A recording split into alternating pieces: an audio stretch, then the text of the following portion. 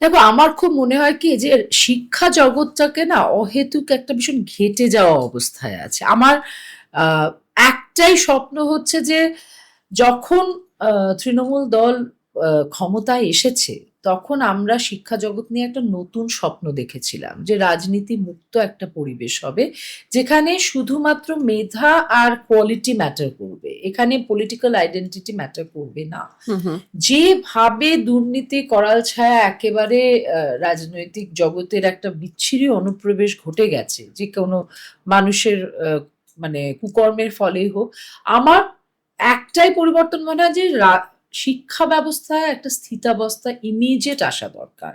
এই ডোলড্রাম আমার মানে ভীষণ কষ্ট দেয়, জানো তো, যে কিছু মানুষ রাস্তায় সর্বক্ষণ আন্দোলন করছে, আবার কিছু মানুষ চাকরি পেয়েও হারিয়ে ফেলছে।